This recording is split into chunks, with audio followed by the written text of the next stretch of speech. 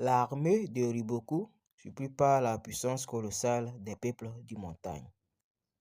Maudite armée de Qin! Jamais nous n'aurions imaginé qu'il cachait un atout pareil. Les deux généralissimes, déjà présents sur le terrain avec leurs éclaireurs, observaient silencieusement les plaines et les vallées. Leur duel avait commencé bien avant que les premières lames ne s'entrechoquent.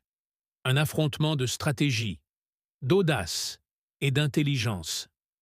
À Gyu, dans la cité assiégée, les réfugiés murmuraient, l'inquiétude serrant leur voix. Nous sommes en sécurité, oui, mais quand pourrons-nous rentrer chez nous? Nos hommes souffrent. L'armée de libération n'avance plus du tout. Les rumeurs de la guerre ne faisaient qu'alourdir l'air déjà oppressant. Les ailes de Qin s'éveillent. Soudain, sur le flanc droit, les troupes de Qin déclenchèrent une attaque surprise. Le commandant, rayonnant d'assurance, lança. Comme prévu, la cavalerie de Ringyoku révèle enfin sa pleine puissance sur ce terrain plat. Dans les forêts de Kokuyu, elle était enchaînée. Ici, elle est déchaînée. Un messager arriva en haletant. Rapport du côté de Raido, il domine 3000 ennemis, mais 2 unités de 2000 approchent. La tension grimpa d'un cran. Les maîtres stratèges et l'unité Gakuka. C'est anticipé. Muten? Sérieux? Dans ce cas, Sire Riboku? Très bien. Au même instant, Houssen ordonna calmement « Tous en position !» À vos ordres. Les plans de bataille des deux génies prirent forme, comme deux toiles d'araignée s'étendant sur le champ de mort. Riboku réorganisa ses forces, plaçant ses meilleures troupes au point clé. Houssen fit de même, fixant chaque bataillon à son rôle, chaque homme à sa place. Le moindre mouvement avait un sens, et tout convergeait vers l'inévitable collision. Le pari audacieux de Muten et ses 5000 hommes attendait, prêts à entamer la danse meurtrière selon les instructions précises d'Uzen, visant à bousculer l'équilibre écrasant des forces ennemies. Un éclaireur de Riboku revint, pâle. Les dispositions d'Houssen sont étranges, surtout l'aile de Muten.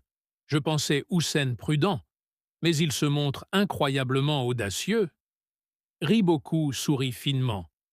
Il attaque avant même que la bataille ne commence. Le choc. Depuis sa position élevée, Houssen observait le champ de bataille avec un calme glacial. Soudain, Muten lança son assaut, mais avec seulement 2000 soldats. L'aile ennemie reçut le rapport. Ils ne sont pas 5000, seulement 2000. Le général hésita. Trop tard. Muten déferla sur leur flanc gauche. En quelques instants, ces 2000 hommes taillaient des brèches nettes dans les rangs de Riboku. Le général réagit, envoyant 2000 de ses meilleurs soldats à la poursuite de Muten. Muten fit mine de battre en retraite. Le piège se refermait. Dans l'ombre, une seconde force de Qin surgit, enveloppant les poursuivants dans une embuscade foudroyante. Puis Muten fit volte-face, repartant à l'attaque comme une bête acculée devenue furie. Un autre général de Riboku arriva, furieux, avec à peine 100 hommes. Mais lui aussi se heurta à une embuscade. Seul, consumé par la rage, il tenta d'atteindre Muten, décidé à l'abattre lui-même. Houssen dévoile sa véritable main. C'est alors qu'Houssen lança le véritable assaut. Ses forces, telles des vagues successives, frappèrent simultanément chaque aile de Riboku. Une pression lente, méthodique, écrasante. Le début d'un rouleau compresseur que rien ne semblait pouvoir arrêter. Le champ de bataille s'embrasa.